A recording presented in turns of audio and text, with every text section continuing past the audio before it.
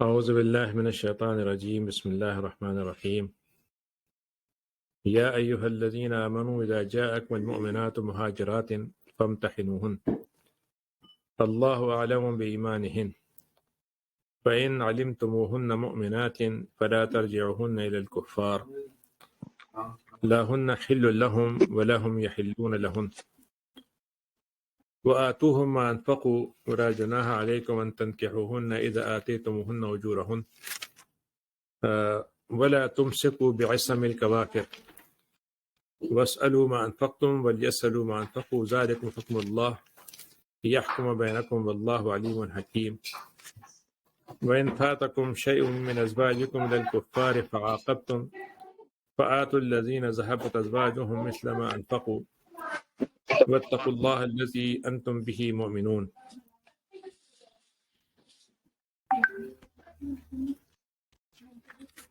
يا أيها النبي إذا جاءك المؤمنات يبايعنك على أن لا يشركن بالله شيئا ولا يسرقن ولا يزنين ولا يقتلن أولادهن ولا يأتين ببهتان يفترينه بين أيديهن وأرجلهن ولا يعصينك في معروف فبايعهن واستغفر لهن الله إن الله غفور رحيم. يا أيها الذين آمنوا لا تتولوا قوما غضب الله عليهم قد يئسوا من الآخرة كما يئس الكفار من أصحاب القبور. کہ اے ایمان والو، جب مومن عورتیں ہجرت کر کے تمہارے پاس آئیں تو ان کی جانچ پڑتال کر لو. ان کے ایمان کی حقیقت تو اللہ تعالیٰ بہتر جانتا ہے، اور جب تمہیں معلوم ہو جائے کہ وہ مومن ہیں تو انہیں کفار کی طرف واپس نہ کرو، نہ وہ کافروں کے لیے حلال ہیں نہ کافر ان کے لیے حلال ہیں. ان کے کافر شوہروں نے اگر ان کو کچھ مہر دیا ہوا تھا اور وہ ڈیو ہے تو ان کو واپس ان کو لوٹا دو، اور تم ان سے اس کے بعد جب ان کے مہر دے دو تو اسے تم نکاح کر سکتے ہو ایسی عورتوں سے. اور تم خود بھی کافر عورتوں کو اپنی نکاح میں روک کے نہ رکھو، اور جو مہر تم نے اپنی کافر بیویوں کو دیے تھے وہ تم واپس مانگ لو، اور جو مہر کافروں نے اپنی مسلمان بیویوں کو دیے تھے وہ واپس مانگ لیں. یہ اللہ کا حکم ہے. یحکم بینکم، یہی اللہ تعالیٰ تمہارے درمیان میں فیصلہ کرتا ہے، اور اللہ تعالیٰ جو ہے بہت حکمت والا ہے، علم والا ہے. اگر تمہاری کافر بیویوں کے مہروں میں سے تمہیں کچھ کفار سے واپس نہ ملے اور تمہاری نوبت آئے تو جن لوگوں کی بیویاں ادھر رہ گئی ہیں ان کو اتنی رقم ادا کر دو جو ان کے دیے مہر کے برابر ہو، اور خدا سے ڈرتے رہو. اور اے مومنو، جب تمہارے پاس کوئی ایسی مومن عورتیں آئیں اور اے نبی وہ آپ سے بیعت کرنا چاہتی ہوں تو آپ ان سے اس بات پر بیعت کریں کہ نہ تو وہ اللہ کے ساتھ کسی کو شریک کریں گی، نہ وہ مال چوری کریں گی، نہ بدکاری کریں گی، نہ اپنی اولاد کو قتل کریں گی، نہ ایسے بہتان کو تراشیں گی، بنائیں گی جو ان کے ہاتھوں سے یا پیروں سے صادر ہوتا ہو، اور معروف طریقے میں نافرمانی نہیں کریں گی. جب وہ یہ بات مان لیں تو آپ ان سے بیعت کر لیں اور ان سے مغفرت کی ان کے لیے دعا کریں. ان اللہ غفور رحیم، اللہ تعالیٰ یقیناً معاف کرنے والا ہے. یا ایھا الذین آمنوا، اے ایمان والو، جب تم ایمان لے آئے ہو تو پھر ان لوگوں کو دوست مت بناؤ جن پر اللہ کا غضب ہو چکا ہے، اور جو آخرت سے اس طرح سے مایوس ہیں جس طرح سے قبروں میں پڑے ہوئے کافر مایوس ہیں.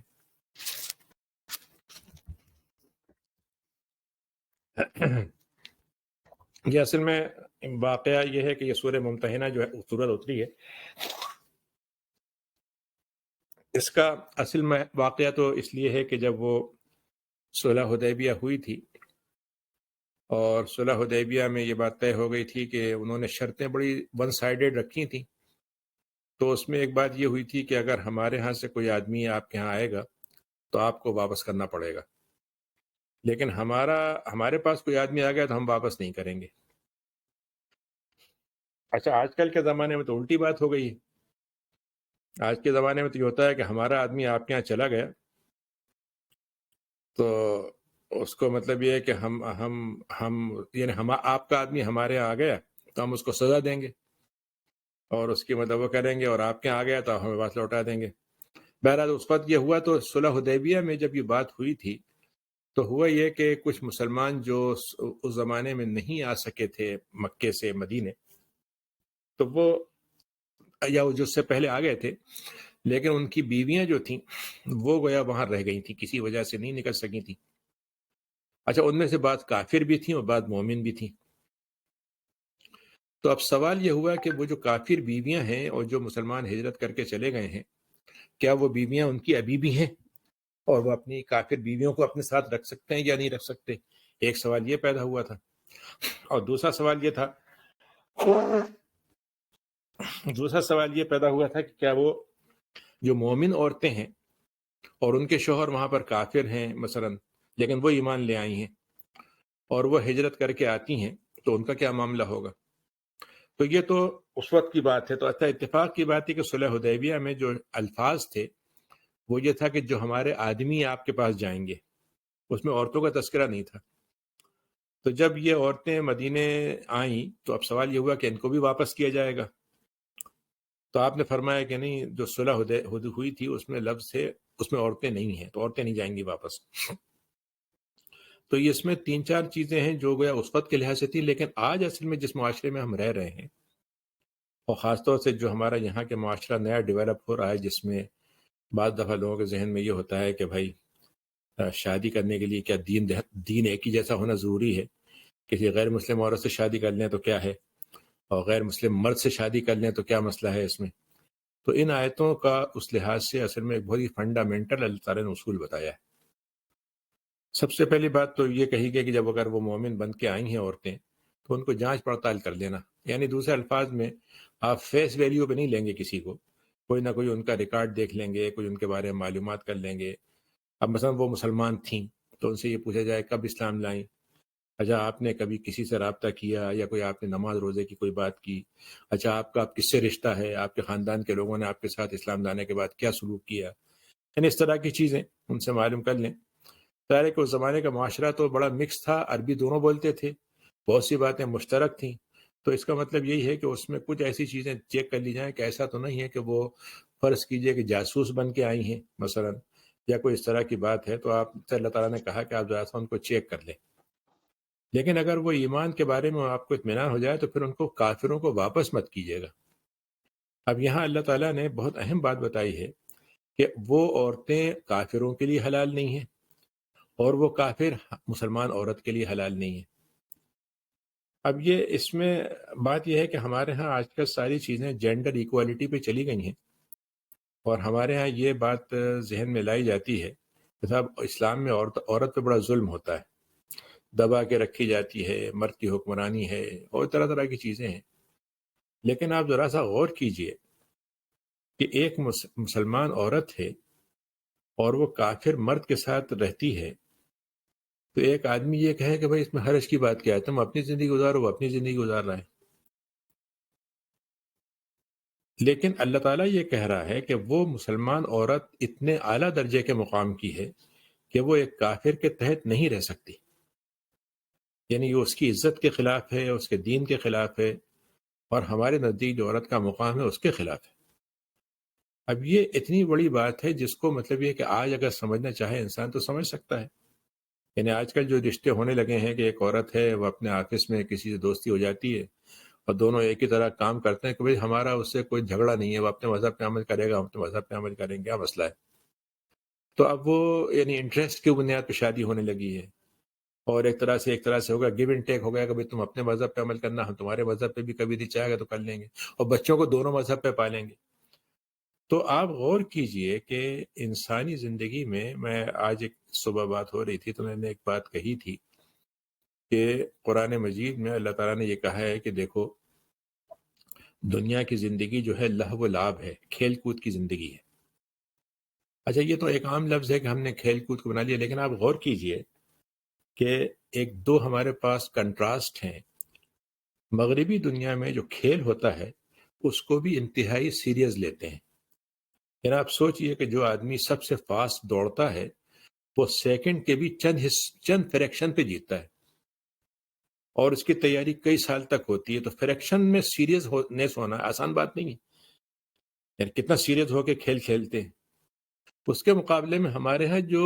سیریس چیز ہے اس کو ہم نے نان سیریس بنا دیا، اس کو کھیل بنا دیا ہے۔ اب انسانی رشتہ جو ہے وہ انسان کا دنیا کا سب سے سیریس ایشو ہے، یعنی میاں بیوی کا سب سے قریبی رشتہ ہے، سب کے جذبات ایک دوسرے سے جڑے ہوئے ہیں۔ اب ایک مرد ہے وہ مطلب یہ کہ پوجا کر رہا ہے، عورت جو ہے وہ مطلب خدا کو مانتی ہے۔ اب وہ کہتی ہے بھائی تمہیں مطلب میرے ساتھ چلتی ہو تو چلو، نہیں چلنا ہے نہیں چلو، لیکن ہم دونوں ساتھ رہیں گے، اور وہ مجبور ہے۔ تو آپ سوچئے کہ شادی کو کتنا نان سیریس بنا دیا گیا، اور اللہ تعالیٰ کے ایسا کتنا بڑا مقام ہے کہ اس عورت کو اللہ تعالیٰ یہ کہہ رہا ہے کہ اس عورت کا مقام ہی یہ ہے کہ ایک مسلمان مرد کے ساتھ یہ رہے، تاکہ اس کی عزت بھی محفوظ رہے، دین بھی محفوظ رہے، اور اس کو عزت بھی ملتی رہے۔ تو اللہ نے کہا کہ یہ تمہارے ان کے لیے جائز نہیں ہے۔ اب اس کے بعد ایک جو پھر اس میں اللہ تعالیٰ نے ایک بات یہ کہی کہ بھائی اگر کوئی ان کا مطالبہ ہے، مثلا وہ ایک عورت مسلمان ہو کے آ گئی تھی اور وہ مدینے آ گئی، تو مکے کا جو شوہر ہے اس کا کہتا میں نے اس کو اتنے خرچ کیے تھے، آپ مجھے دیجیے،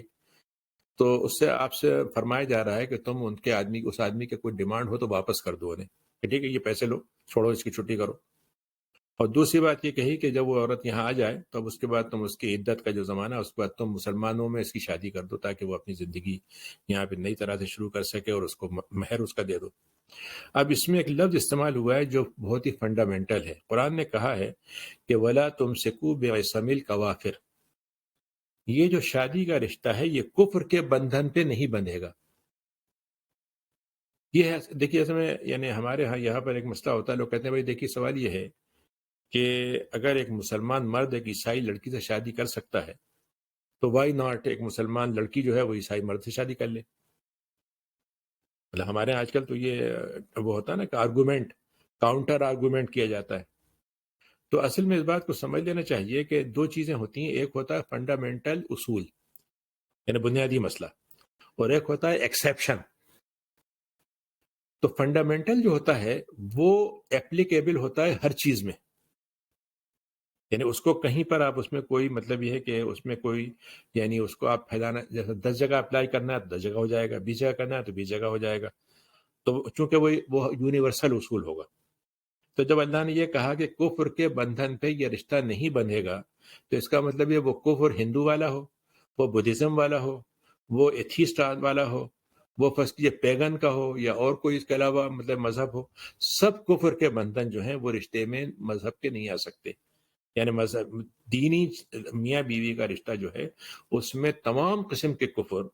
تمام قسم کے کلر، ایک آدمی کہتا ہے صاحب ٹھیک ہے میں کسی مذہبی کو نہیں مانتا، تب بھی وہ کافر کہلائے گا۔ ایک آدمی مشرک ہے، شرک کرتا ہے، تب بھی اس میں آ جائے گا۔ ایک آدمی جو ہے وہ کہتا ہے بھائی میں مطلب خدا کو تو مانتا ہوں لیکن رسول کو نہیں مانتا، فرض کیجئے جیسے مطلب یہ کہ سکھ ہیں کہ وہ اللہ کو ایک مانتے ہیں لیکن ان کے ہاں بھگوان کا تصور نہیں ہے، وہ اس کا نبی کا تصور نہیں ہے ان کے ہاں۔ تو یہ فنڈامنٹل اصول ہے جس میں تمام لوگوں کا یعنی اس میں کفر کی بندھن میں وہ سب آ جائیں گے، یہ فنڈامنٹل ہوا۔ پھر اس کے بعد دوسری چیز ہوتی ہے ہم کہتے ہیں ایکسیپشن۔ ایکسیپشن یہ ہوتا ہے کبھی کبھی آپ کسی قانون کو بناتے ہیں تو 99% نافذ کر دیتے ہیں لیکن 1% پہ آپ اس کو رعایت دے دیتے ہیں۔ جناب مثلا اب کرونا کا ہی مسئلہ ہے، آپ نے کہا بھائی سب پہ لاگو ہوگا، لیکن پھر آپ نے کہا کہ بھائی اگر کسی کی ہیلتھ بہت سخت ریزن ہے تو ہم اس کو ایکسیپشن دے دیں گے۔ تو ایکسیپشن جو ہوتا ہے وہ یہ کیا ہے، صرف اتنا ہے کہ اہل کتاب کی لڑکیوں سے شادی کر سکتے ہیں۔ اچھا اس ایکسیپشن میں جو اصل شرط ہے وہ تو آج کل غائب ہو گئی ہے۔ وہ دو شرطیں ہیں، ایک تو یہ کہ وہ عورت جو ہے اوپنلی یا سیکریٹلی کسی اور مرد سے تعلق نہیں رکھتی ہو، یہ اس کا سب سے بڑا بنیادی مسئلہ ہے جو آج کل کے زمانے میں قطعاً سوچا بھی نہیں جا سکتا مثلا۔ لیکن خیر اس سے ہٹ کے اگر دیکھا جائے تو ایکسیپشن صرف یہ ہوا کہ ایک مسلمان مرد غیر، اچھا یہ کیوں ہے، یہ اس لیے ہے کہ اگر وہ مسلمان ماحول میں رہے گی تو امکان ہے کہ اسلام لے آئے گی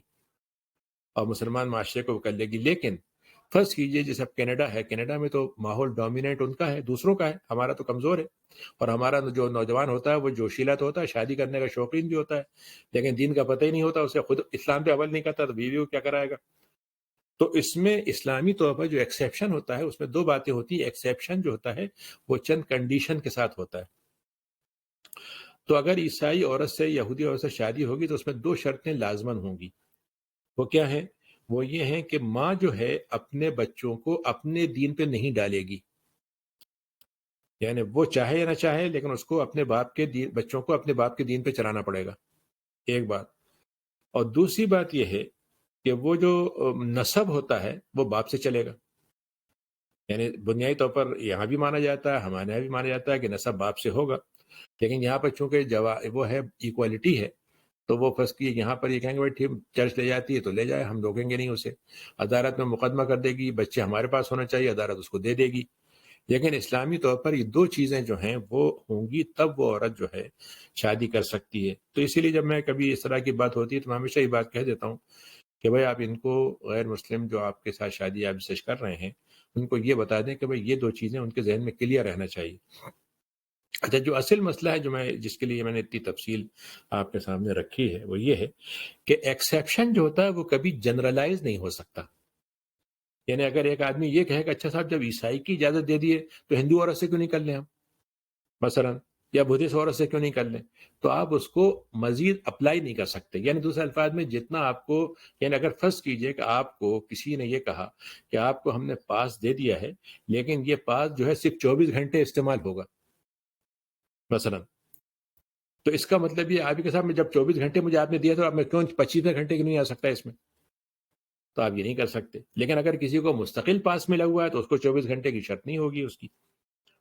تو یہاں پر جو اللہ تعالیٰ نے یہ بات کہی تو اصل اصول یہاں دیا ہے قرآن میں سورہ ممتحنہ میں کہ کفر پر شادی کا رشتہ نہیں ہوگا۔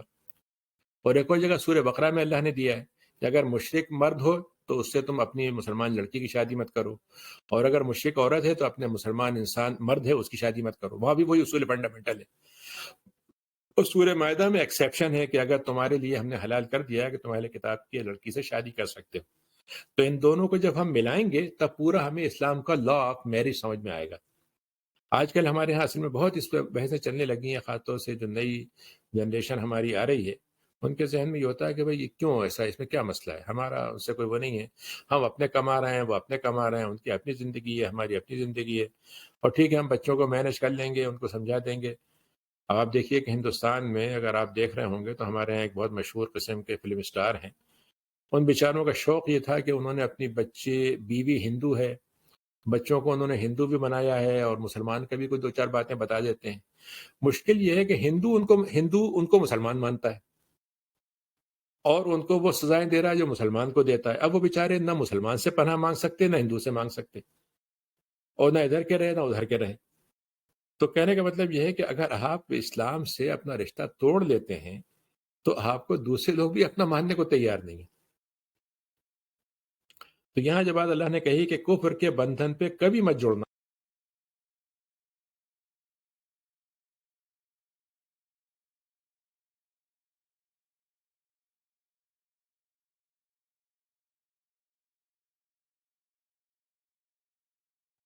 جی میوٹ ہو گیا ڈاکٹر صاحب نے۔ ڈاکٹر صاحب میوٹ ہو گیا آپ کا۔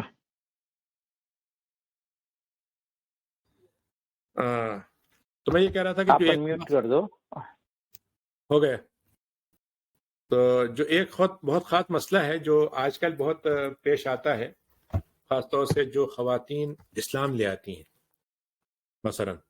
اور ان کے شوہر اسلام نہیں لاتے، ہے نا، اور ان کا یہ ہوتا ہے کہ بھائی میں چاہتی یہ ہوں کہ میرا شوہر مجھ سے محبت بھی کرتے ہیں، میں بھی کرتی ہوں، تو میں چاہتی ہوں کہ وہ بھی میرے ساتھ، مطلب یہ ہے کہ میں ان کے ساتھ رشتہ شادی کا توڑوں نہیں، تب ہم کیا کریں؟ تو ظاہر ہے کہ بنیادی طور پر تو اسلام کا حکم یہ ہے جیسے اس قرآن کی آیت میں ہے کہ جب وہ تمہارے ساتھ ان کا رشتہ ختم ہو گیا، یعنی تمہاری بیویاں کافر تھیں، انہوں نے کفر رکھا ہے، تو تمہارا رشتہ ختم، آٹومیٹک ختم ہو گیا، کینسل، ٹھیک ہے نا۔ مرد مسلمان نہیں تھا، عورت مسلمان ہو گئی تو اس مرد سے اب اس کا رشتہ ختم۔ تو اصول یہاں پر بھی وہی ہے، لیکن یہاں پر پھر وہی مسئلہ ہوگا جس کو ہم ایکسیپشن کہتے ہیں، کہ اصولی بات تو یہی ہے، لیکن اصل مسئلہ یہ ہے کہ اگر ایک عورت یہ چاہتی ہے کہ اس کا شوہر جو ہے وہ اس کے ساتھ زندگی اس کی بنی رہے اور وہ ابھی مسلمان نہیں ہو رہا ہے، تو کیا ہم ایسا کر سکتے ہیں کہ کچھ دن کی مہلت اس کو دے دیں شادی کے سلسلے میں، کہ اگر تم اتنے دنوں کے اندر یہ مسلمان ہو جاتا ہے تو تمہاری شادی اس سے بنی رہے گی مثلا، کیا ایسا ہو سکتا ہے؟ تو اس کی تھوڑی سی مثال ہمیں حضرت زینب سے ملتی ہے۔ حضرت زینب جو تھے ان کے جو شوہر تھے ابو العاص، وہ ان سے بے پناہ محبت کرتے تھے مگر کافر تھے، اور بدر میں قیدی ہو کر بھی آئے تھے، اور حضرت زینب نے اپنا بہت ہی قیمتی ہار جو حضرت خدیجہ نے ان کو دیا تھا وہ فدیے کے طور پر بھیجا تھا، اور نبی کریم صلی اللہ علیہ وسلم کو بڑا اس پر بہت ہی آپ پہ اثر ہوا کہ خدیجہ کا ہار ان کو دینا پڑ رہا ہے، تو آپ نے وہ لوٹا بھی دیا ہار، ان کو آزاد بھی کر دیا، اور پھر ان سے یہ کہا کہ تمہارا ایک کام کرو، تم زینب کو میرے پاس بھیج دینا، اس کے بدلے میں تمہیں چھوڑ رہا ہوں فری میں، لیکن واپس پہنچ۔ تو حضرت زینب آ گئی تھیں آپ کے پاس۔ اچھا ایک دن وہ پہنچ گئے مدینے آپ کے پاس، زینب کے پاس، اچانک خاموشی سے، اور یہ کہا کہ زینب میں تم سے محبت بہت کرتا ہوں، میں تمہارے بغیر نہیں رہ سکتا، جیسے ہوتا ہے اس طرح کا۔ تو کبھی بات یہ کہ میں نبی کریم سے پوچھوں گی، اس کے بغیر میں کچھ نہیں کر سکتی۔ تو حضرت زینب نے جب پوچھا تو آپ نے فرمایا کہ دیکھو ٹھیک ہے تم سے ملنا ہے، لیکن تم ان کو اپنے قریب مت ہونے دینا، مطلب تعلق نہیں بننا چاہیے تمہارا۔ تو ہوا یہ کہ ایک دفعہ حضرت ابو العاص سے پھر آپ نے کہا کہ اگر تم چاہو تو اسلام لے آؤ۔ تو خیر وہ ایک دفعہ مدینے سے مکے سے بہت بڑا تجارت کا قافلہ لے کے گئے، اور واپسی میں ملتے ہوئے حضرت زینب سے گئے، لیکن کیا کیا کہ مکے جا کے سارا سامان لوگوں کو واپس کیا، اور پھر واپس آ کے اعلان کر دیا کہ میں مسلمان ہو رہا ہوں۔ تو آپ نے ان کو سابقہ نکاح پر حضرت زینب کو لوٹا دیا۔ تو اس سے گویا ہمارے ہاں خاص طور سے جو آج کل کے جو بڑے فقہا ہیں جیسے یوسف قرضاوی وغیرہ، ان لوگوں نے تو ان لوگوں نے اس سے یہی بات کہی کہ بھائی بات یہ ہے کہ اگر ایسی کوئی شکل ہو کہ کوئی عورت ہو جو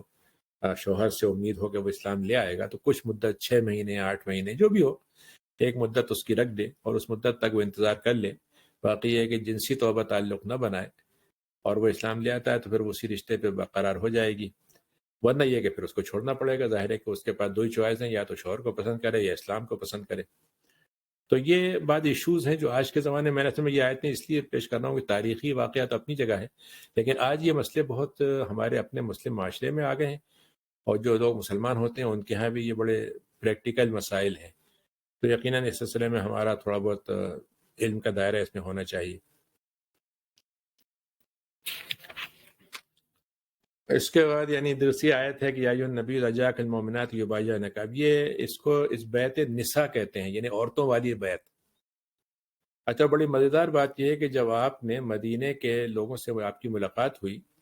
تو آپ نے جب ان سے شروع میں پہلی ملاقات ہوئی، پھر دوسری ہوئی، اور تیسری میں جب انہوں نے یہ کہا کہ اے نبی ہم چاہتے ہیں کہ آپ ہمارے یہاں مدینے آ جائیں، تو آپ نے ان سے ایک بیعت لی تھی۔ تو اس بیعت کو بھی بیعت نساء کہتے ہیں، کیونکہ اس میں بھی انہی الفاظ سے آپ نے تمام مدینے کے تمام لوگوں سے، مردوں عورتوں سب سے بیعت لی تھی۔ وہ کیا تھی کہ نہ تو شرک کرو گے، یہاں پہ عورتوں کہا گیا دیکھو تم مسلمان بن کے آ گئی ہو، ہجرت کر کے آ گئی ہو، اور نبی سے تم بیعت کرنا چاہتی ہو، تو بیعت کی تمہاری یہ شرط ہوگی تم شرک نہیں کرو گی اور چوری نہیں کرو گی۔ اب چوری کا لفظ تو بہت وسیع ہے اگر اس کو یوں کہا جائے کہیں کہ، لیکن اگر آپ غور کریں تو یہاں پر اس سے مراد یہ ہے کہ شوہر کا مال نہیں چراؤ گی، معلوم اس کے بغیر علم کے کوئی اس کی جیب سے پیسے نکال لیے اس کو پتہ نہیں چلنے دیا، تو اس میں یہ بھی چیز آ جائے گی۔ جیسے حضرت ہند کا واقعہ آتا ہے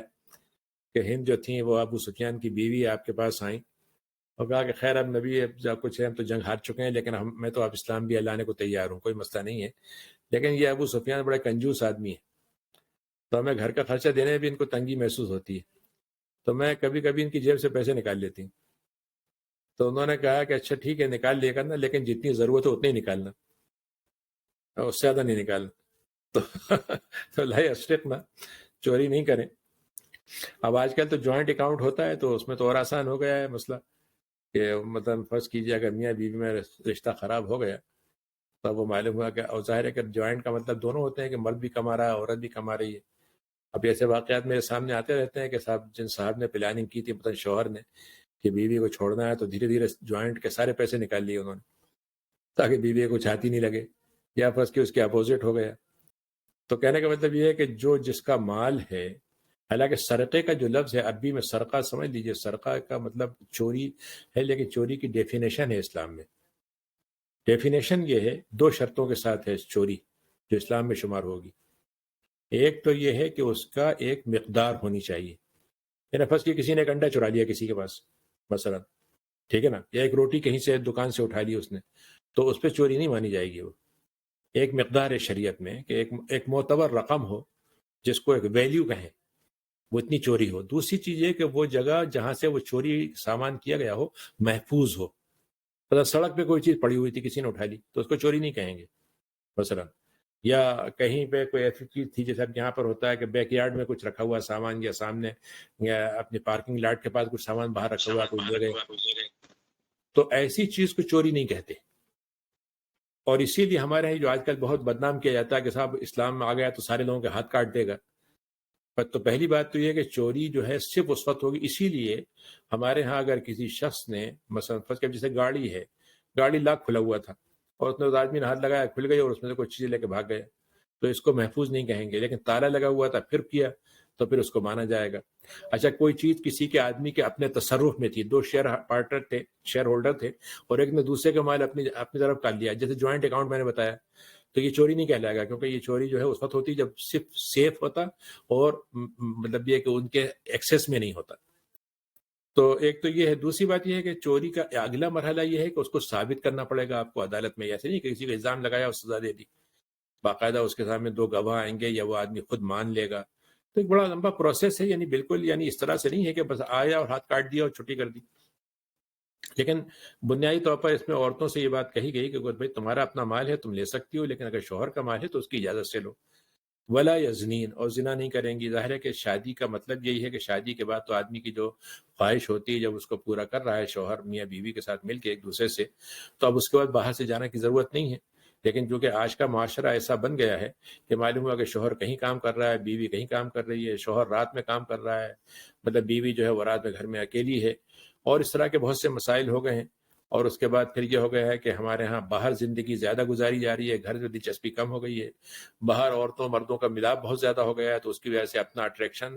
گھر سے کم ہو گیا ہے، تو اس کے نتیجے میں آج آپ دیکھ لیجئے کہ شادیوں کے بعد بھی بدکاری بڑھتی جا رہی ہے۔ تو بہرحال اس میں عورتوں سے کہا گیا، تو اس کا مطلب صرف عورتوں سے محدود نہیں ہے، تو سارے دونوں کے لیے مرد، اس لیے میں نے کہا کہ یہ بیت النساء جو ہے آپ نے مدینے کے تمام لوگوں سے لی تھی۔ ولا یقتلنا، اور اپنی اولاد کو قتل نہیں کریں گے، تو قتل کا پہلا درجہ یہ ہے کہ وہ اپنی اولاد کو مار دیں، باقاعدہ زندہ پیدا ہو اور وہ ختم کر دیں، یہ قتل ہے باقاعدہ۔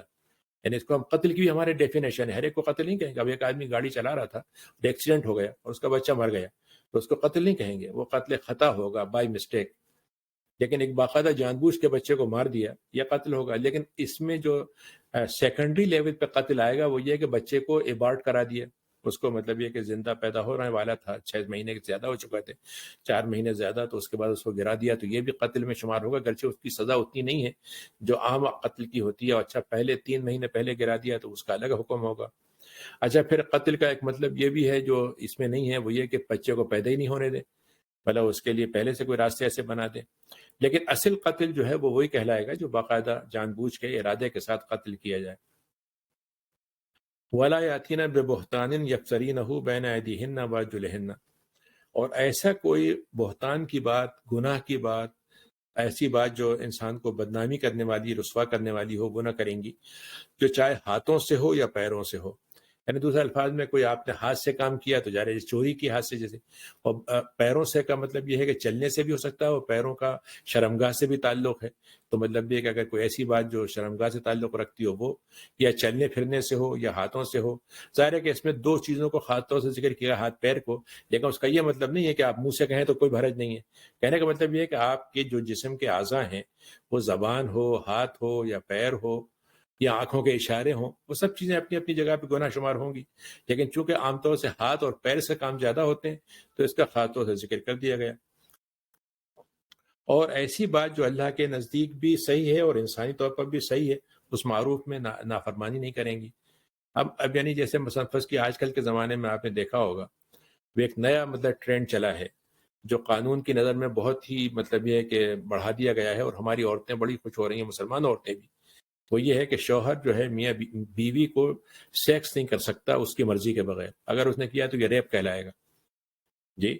یعنی دوسرے الفاظ میں اگر آپ فرض کیجیے آپ ایک کمپنی میں ملازم ہو گئے، اور ملازم ہونے کے بعد آپ کمپنی میں جب وہ آفیسر آپ کے پاس آئے ایک فائل لے کے کہ بھائی یہ فائل پہ دستخط کر دیجئے، تو آپ کے ساتھ میرا کانٹیکٹ تو ہے آپ سے، لیکن اس فائل کے لیے الگ سے کانٹیکٹ کیجئے مجھ سے، جب آپ کانٹیکٹ سائن کریں گے تب میں فائل پہ دستخط کروں گا۔ تو آپ اس وقت کمپنی کا آدمی یہ کہے گا جو آپ نے پہلا کانٹیکٹ کیا تھا اس میں یہ فائل پہ سگنیچر بھی شامل تھے۔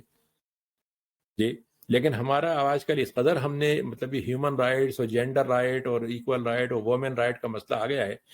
ہاں، آپ یہ کہیں کہ بھائی عورت کو مطلب یہ ہے کہ زبردستی اس کے ساتھ نہ کی جائے، اس کے ساتھ اس کو مطلب شریک کیا جائے، اس کا جذبات کا خیال رکھا جائے، ساری باتیں صحیح، لیکن شادی کے بعد اس کو آپ بدکاری کہیں گے تو اسلام میں تو بدکاری کی سزا یہ ہے کہ کوڑے مارے جائیں اس کو یا سنساری کی جائے۔ تو اب یہ دو الفاظ دونوں کو آپ جوڑ رہے ہیں کہ مطلب ہو جائے گا. تو اب اس میں یہ بات کہی کہ معروف طریقے میں وہ انکار نہیں کریں گی. یعنی اگر ان کا شوہر ان سے مطالبہ کرے ان کے ساتھ سونے کا، وہ کہ نہیں میں تو نہیں کرتی، میرا دل نہیں چاہ رہا، یا میں تو مطلب یہ کہ میں اس وقت مطلب یہ کہ تیار نہیں ہوں، تو اس کو وہ نہیں کریں. اور اللہ کے ساتھ جب وہ یہ بات آپ کی بات مان لیں تو پھر آپ ان سے بیعت کر لیجیے گا اور ان سے استغفار کی دعا کرتے رہے گا. استغفار کا مطلب یہ ہے کہ ظاہر ہے کہ وہ جو ان سے غلطی ہو سکتی ہیں، کوتاہی ہو سکتی ہے، اس کوتاہی کے نتیجے میں یعنی آپ یہ بہرحال اس میں اگر جان بوجھ کے نہیں کی گئی تو آپ مغفرت کی دعا کیجیے گا. آخری بات اس میں یہ کہی گئی کہ دیکھو ساری بات خلاصہ اگر آپ دیکھو گے شروع میں بھی اللہ نے یہی بات کہی تھی کہ تمہارا جو رشتہ ہے ایمان کا رشتہ وہ سب سے بڑا ہونا چاہیے. یہ ابراہیم علیہ السلام کا رشتہ انہوں نے بنایا تھا، ساری قوم کو چھوڑ دیا، باپ کو چھوڑ دیا. اسی بات کو آخر میں پھر اللہ نے کہا کہ دیکھو اللہ کے مقابلے میں اللہ کے جو لوگ اللہ کے دشمن ہیں ان سے تم دوستی مت کر لینا، ان لوگوں کو دوست نہ بناؤ جن پر اللہ نے غضب کیا ہے.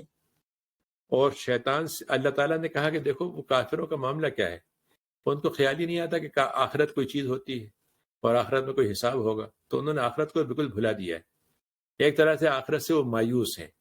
مایوس ہونے کا مطلب یہاں پر مایوس ہونا نہیں ہے، بلکہ مطلب یہ ہے کہ ان کو یعنی آخرت کے لحاظ سے کوئی یقینی نہیں ہے کہ آخرت ہوگی. اور پھر ان کو یہ بھی ان کے ذہن میں یہ بھی خیال آتا ہے کہ اگر آخرت ہوئی تو ایسا نہ ہو کہ ہم کو پکڑ لیا جائے، ایسا نہ ہو کہ ہم کو کر دیا جائے. تو وہ گویا امید بھی نہیں رکھتے کہ وہاں پر ان کا کام بنے گا. تو اللہ تعالیٰ نے کہا کہ یہ لوگ جو اللہ کے غضب سے اندر پڑ گئے ہیں وہ آخرت کو بھلائے بیٹھے ہیں. جیسے کافروں نے اپنے قبر والوں کو پوچھتے ہیں، قبر کا مطلب یہ جو ان کے مرے ہوئے ہیں، جن کو انہوں نے پیر بنا لیا ہے، جن کو اپنا گرو بنا لیا ہے، جن کو اپنے مورانے بدھا ہے، ہزاروں سال پہلے مر چکا ہے لیکن اس کو آج بھی خدا بنائے ہوئے ہیں. تو اصحاب القبور کا مطلب یہ ہے کہ جو لوگ دفن ہو چکے، مر چکے، ان کو آج بھی ایسا سمجھ رہے ہیں جیسے زندہ ہیں، سنتے ہیں، جواب دیتے ہیں. تو انہوں نے کہا دیکھو جیسے قبر والوں کو جب وہ جو پکارنے والے ہیں ان سے ان کو کوئی جواب نہیں ملتا،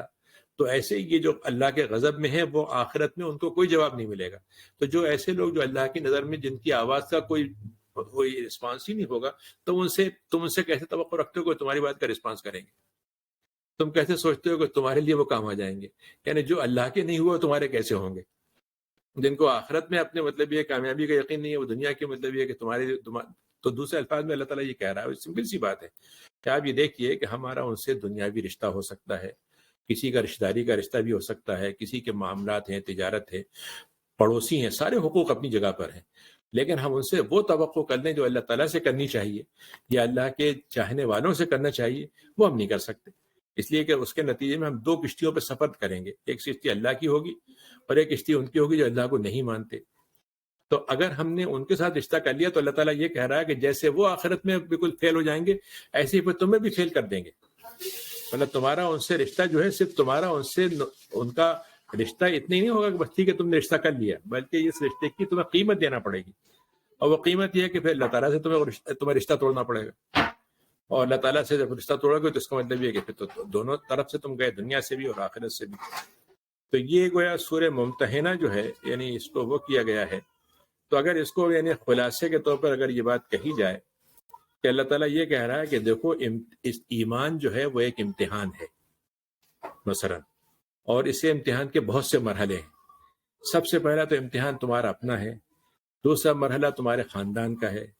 تیسرا مرحلہ جو ہے تمہاری اولاد کے ساتھ ہے، چوتھا تمہارے دوستوں کے ساتھ ہے، چوتھا جو ہے وہ تمہارا مطلب دنیاوی رشتوں کے ساتھ ہے. پھر آخری مرحلہ یہ ہے کہ تم اللہ تعالیٰ کے مقابلے میں کس کو پسند کرتے ہو، اس امتحان میں تم کتنے کامیاب ہوتے ہو. تو یہ پوری دنیا کو ہم دارالامتحان اسی لیے کہتے ہیں کہ اللہ تعالیٰ ہر بات میں ہم کو آزما رہا ہے. یعنی ہماری جو پوری زندگی دنیا کے اندر اللہ نے بنائی ہے، اگر آپ دیکھیں تو یہ جو ہم امتحان کا جواب پرچہ دینے جاتے ہیں تو ایک طالب علم یہ سمجھتا ہے کہ اب میرے پاس ٹیسٹ پیپر آیا تو اب میں امتحان گاہ میں ہوں. انسان کے ساتھ اللہ تعالیٰ کا معاملہ یہ ہے کہ اللہ تعالیٰ کہہ رہا ہے تمہاری جتنی بھی زندگی ہے پوری کی پوری ٹیسٹ پیپر تمہارے سامنے رکھا ہے اور تم امتحان دے رہے ہو. اب وہ امتحان کبھی آپ کا عبادت کا ہے، کبھی سچ بولنے کا ہے، کبھی خاندان کا ہے،